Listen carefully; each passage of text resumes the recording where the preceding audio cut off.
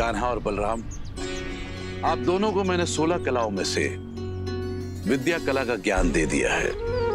अब मैं आप दोनों को उत्कर्षणी कला, जिसे प्रेरणा कला भी कहा जाता है, उस कला का ज्ञान दूंगा। इस कला का क्या कार्य है? कान्हा और बलराम, यदि कोई किसी कार्य से विमुख हो जाए, यदि कोई कार्य करने के योग्य हो किंतु उस कार्य को कर नहीं पाता हो, तब ये उत्कर्षणी कला ही प्रेरणा स्रोत बनकर जीवन में काम आती है। और कल ब्रह्म मुहूर्त में मैं इसका ज्ञान आप दोनों को दूंगा। आपको इसे आत्मसात करने के लिए तैयार रहना होगा, क्योंकि इस कला को वही धारण कर सकता है जो प्रगतिशील हो, जीवन में विकास करना चाहता हो। जैसी आपकी आज्ञा गुरुदेव। क्या बना दिया बहना, क्या बना दिया?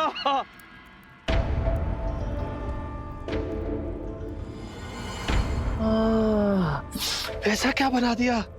मैं स्वयं को रोक ही नहीं पाया। बचपन याद आ गया।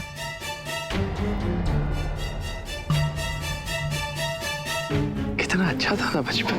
ना कोई संकट, ना कोई शत्रु, केवल स्वप्न ही स्वप्न। सत्य कह रहे हो तुम कंस।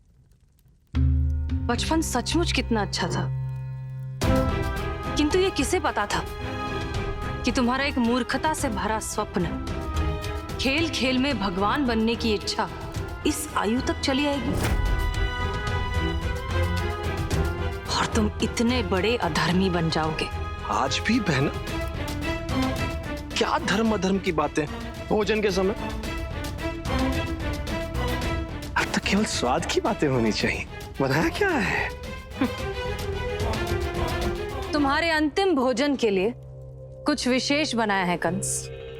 चिंता मत करो, इस भोजन का स्वाद तुम नरक में भी भूल नहीं पाओगे। नहीं नहीं नहीं, नरक में नहीं बहना, वैकुंठ। क्योंकि उस चक्रधारी को मारकर तेरा भाई स्वयं वैकुंठपति बनने वाला है।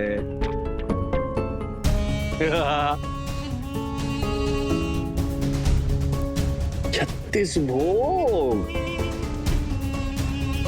और हलवा।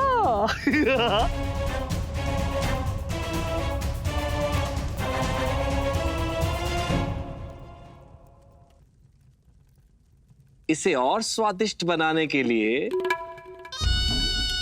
कहीं तुमने इसमें विष तो नहीं मिला दिया ना बहना? नहीं कंस, तुम तो इतने बड़े पापी हो कि यदि तुम सांप को डस लो तो वो ही मर जाए। चिंता मत करो, तुम्हारी मृत्यु इतनी सरल नहीं होगी। मेरा 8वां पुत्र तुम्हें ऐसी मृत्यु देगा कि संसार में दोबारा कोई अधर्म करने का प्रयास तक नहीं करेगा। मैंने भी ऐसा ही कुछ सोच रखा है। तुम्हारा वो दिव्य पुत्र, वो परम अवतार अपनी मैया के सम्मुख मसल कर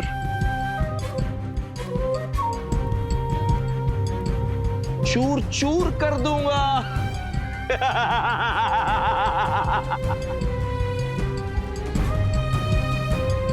तुम सत्य कह रहे हो कंस। इस धर्म युद्ध की प्रतीक्षा तो मुझे वर्षों से है।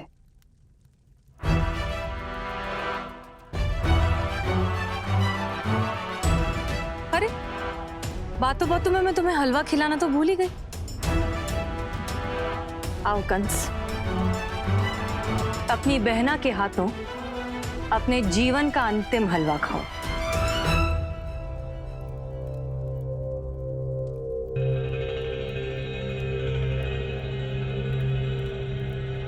बहुत स्वादिष्ट है बहना। आज भगवान कंस तुझे आशीर्वाद देते हैं। ये भगवान कंस का सबसे प्रिय प्रसाद बनेगा। मैं जब वैकुंठपति बन जाऊंगा तो भक्त इसी हलवे का प्रसाद मुझे चढ़ाएंगे।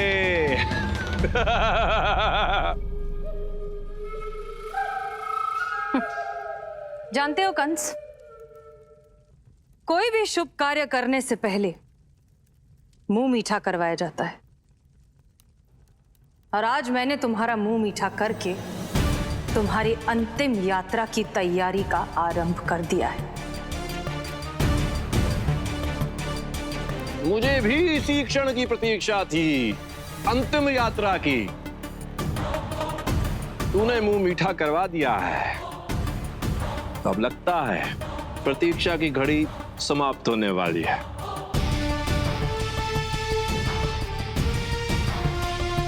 मुंह मीठा।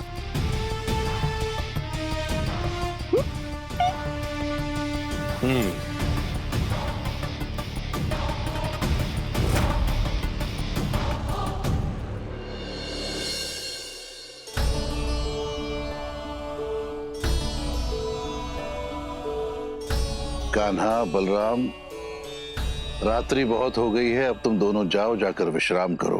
कल प्रातः ब्रह्म मुहूर्त में मैं उत्कर्षणी कला की शिक्षा प्रारंभ करूंगा। गुरुदेव, बड़े भाग्य से गुरु सेवा करने का अवसर मिला है हमें। थोड़ी देर और हमें आपकी सेवा करने दें।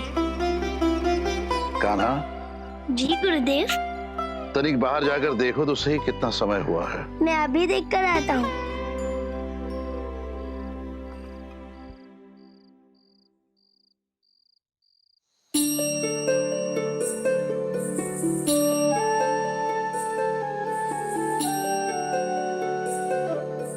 ये चंद्रमा क्यों नहीं दिखाई दे रहा?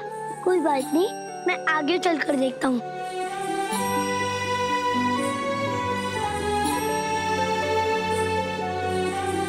ये अर्धचंद्र तो पूर्व की ओर जा रहा है, अर्थात अर्धरात्रि से भी अधिक समय हो गया है,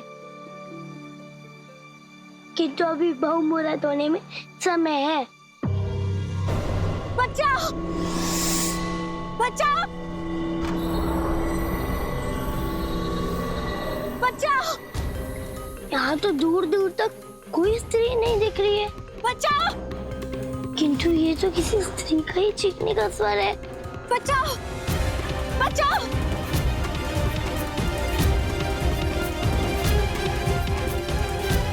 अवश्य वो स्त्री संकट में है।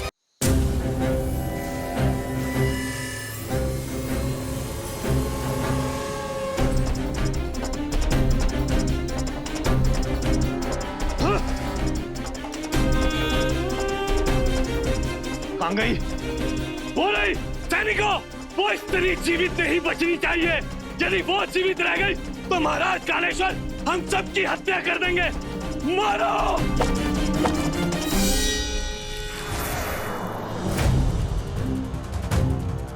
चलो!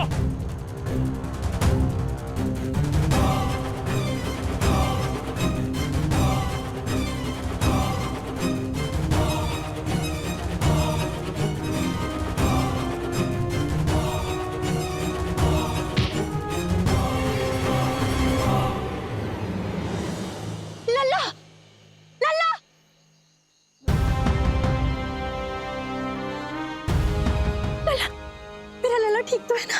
हाँ काकी, आपका पुत्र पूर्ण रूप से सुरक्षित है। आपका बहुत बहुत धन्यवाद। किंतु मुझे जाना होगा। किंतु काकी, क्या बात है? किससे संकट है आपको? बात बताने का मेरे पास समय नहीं है।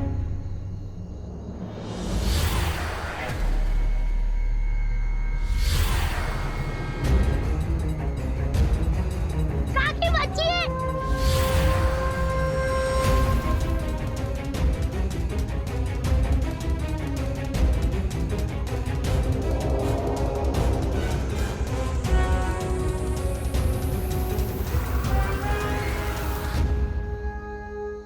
काकी, सेनायुक्त तो चले गए। अब तो आप बता सकती हैं कि आपको किससे संकट है? ये क्यों ढूंढ रहे थे आपको? क्या कहूँ, कैसे कहूँ? पिता तो सदैव पुत्र के रक्षक होते हैं, परंतु मेरी विडंबना तो ये है कि मेरे पति अपने ही पुत्र की हत्या कर देना चाहते हैं। ये आप क्या कह रही हैं काकी? भला कोई पिता अपने पुत्र का अंत क्यों करना चाहेगा? यही तो मेरी जीवन की विडंबना है। एक ओर मेरे पति और दूसरी ओर मेरा पुत्र। किंतु काकी, शिशु तो निर्दोष होते हैं। इस आयु में तो वो किसी का अहित भी नहीं कर सकते। तब इस शिशु की हत्या करने के पीछे क्या कारण हो सकता है, वो भी इसके जन्मदाता के द्वारा? ये मेरा ही दुर्भाग्य है जो मेरे पुत्र के जीवन पर मृत्यु बनकर छा गया है। मैं वन कन्या हूं। मेरा विवाह कालीपुर के महाराजा कालेश्वर से हुआ है। मेरे पति ने कभी धार्मिक कार्य किया ही नहीं और अब उनका अधर्म इतना बढ़ता जा रहा है कि वो स्वयं अपने पुत्र की हत्या करना चाहते हैं, इसे मार डालना चाहते हैं। काकी, तब तो आपको अपने पति को समझाना चाहिए ताकि वे अधर्म का मार्ग छोड़ दे। नहीं बालक, समझने और समझाने का समय नहीं है। अब तो मृत्यु हमारा पीछा कर रहा है और अब तो मेरे पुत्र की मुझे रक्षा करनी है। मेरे पति के सैनिक मेरे पुत्र को मार डालेंगे, इसे नहीं छोड़ेंगे।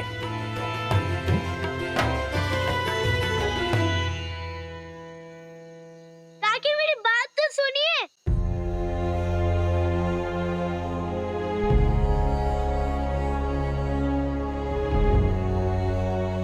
कुछ ही देर में ब्रह्म मुहूर्त होने वाला है। गुरुदेव मेरी प्रतीक्षा कर रहे होंगे। लो, भगवान कंस का प्रसाद ग्रहण करो। लो, आशीर्वाद, जुग जुग जियो, धन्य हो जाओ, ग्रहण करो। लो लो लो लो, तुम भी लो, लो प्रसाद लो। भगवान कंस, लीजिए, ग्रहण कीजिए वैकुंठपति का पहला भोग।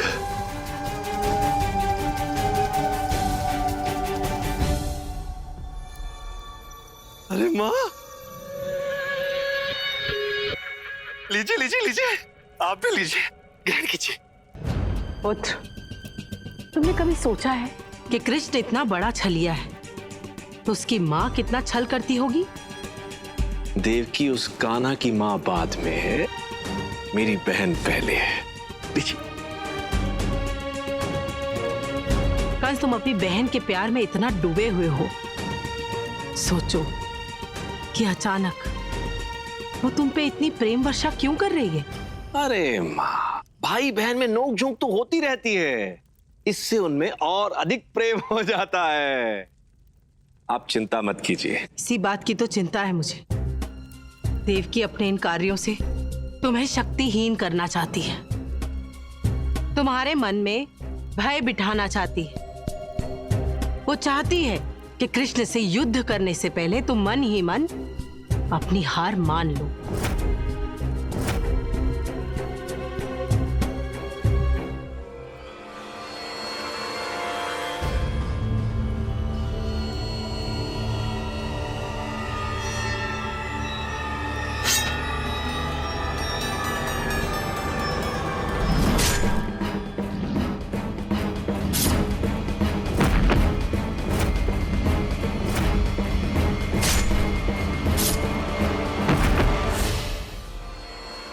क्या कर रहे हो पुत्र?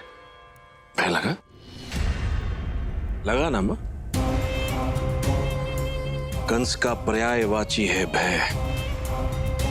कंस को किसी से भय नहीं लगता, अपितु सारा संसार कंस से भयभीत होता है।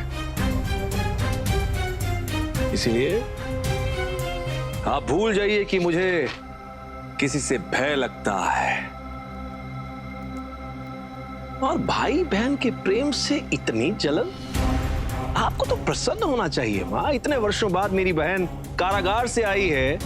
यदि 2 शब्द प्रेम के बोलना चाहती है अपने भाई से तो बोलने दीजिए।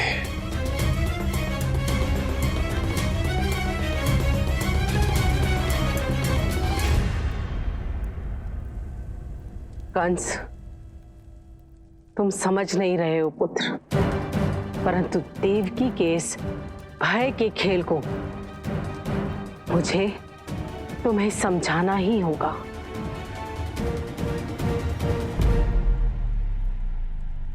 मुझे किसी सुरक्षित स्थान पर पहुंचना होगा।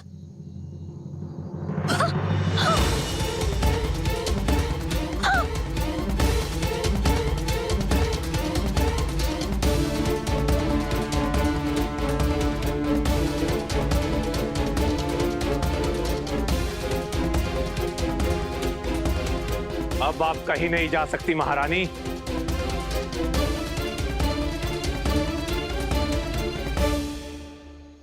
सेनापति जी, मैं आपके सामने हाथ जोड़ती हूँ, मेरे लल्ला को छोड़ दीजिए, हमें जाने दीजिए। महारानी, हमारा कार्य महाराज कालेश्वर की आज्ञा का पालन करना है। हम चाहकर भी राजकुमार को नहीं छोड़ सकते। हमें राजकुमार को मारना ही पड़ेगा।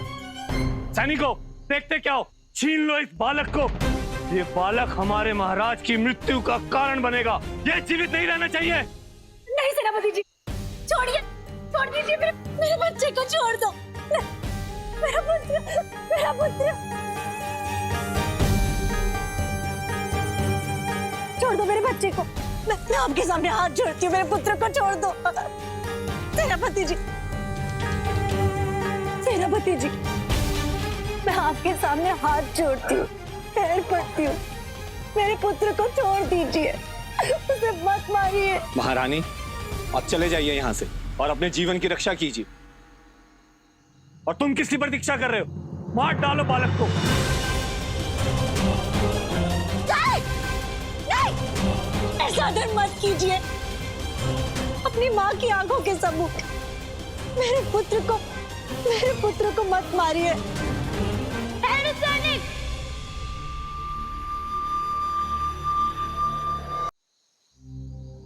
तुम कौन हो बालक, और इतनी रात्रि को यहाँ क्या कर रहे हो?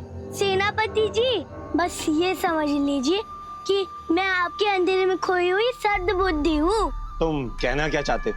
बस यही कि एक नवजात शिशु की हत्या करने से बड़ा और कोई अधर्म नहीं होता। हमारा धर्म हमारे महाराज की आज्ञा पालन करना है, और ये बालक हमारे महाराज के लिए संकट बनने वाला है। तो इसे अपने महाराज के पास लेकर जाइए और कहिए कि वह स्वयं हत्या करे इस बालक की।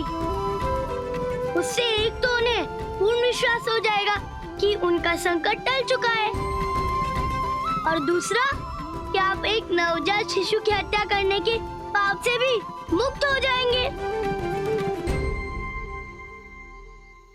सेनापति जी, ये बालक तो सत्य कह रहा है, इससे राज आज्ञा का उल्लंघन भी नहीं होगा और हम सब एक महापाप से बच भी जाएंगे। ठीक है सैनिकों, राजकुमार को महाराज के सम्मुख ले चलते हैं। अब जो भी दंड देंगे महाराज स्वयं देंगे। ले चलो राजकुमार को। ले चलो। नहीं, छोड़ दो मेरे पुत्र को, मुझे जाने दो, छोड़ दो मेरे पुत्र को। पुत्र, नारायण नारायण। प्रभु, यदि परम अवतार श्री कृष्ण चाहते तो स्वयं इस राजकुमार की रक्षा कर सकते थे, किंतु उन्होंने सहायता करने के स्थान पर इस बालक को और भी संकट में डाल दिया। प्रभु, इसके पीछे क्या उद्देश्य है? प्रभु, आप सत्य कह रहे हैं देव ऋषि। कान्हा यदि चाहते तो राजकुमार की रक्षा कर सकते थे, परंतु जीवन में प्रत्येक व्यक्ति की रक्षा करके जीवन व्यापार नहीं चलाया जा सकता है देव ऋषि। कान्हा संपूर्ण संसार को ये संदेश देने का प्रयास कर रहे हैं कि संकट का सामना करके ही संकट को दूर किया जा सकता है देव ऋषि। नारायण नारायण, मैं समझ गया प्रभु, मैं समझ गया। ये क्या कर दिया तुमने? मेरे पुत्र की रक्षा करने के बदले उसे उसकी मृत्यु के पास ही भेज दिया। ये सैनिक तो अभी आपके पुत्र की हत्या करने जा रहे थे, किंतु अब कम से कम आपके पति तक पहुंचते तक तो आपका पुत्र सुरक्षित है। और आप मेरी बात ध्यान से सुनिए। नहीं, मुझे किसी की कोई बात नहीं सुननी। मुझे बस मेरे पुत्र की रक्षा करनी है। काकी, आप समझ नहीं रही हैं। आप प्रेम और ममता के भाव से अपने पुत्र की रक्षा करनी चाह रही हैं, जबकि आपके पुत्र की रक्षा के लिए आपको साहस और विवेक से काम लेना होगा काकी।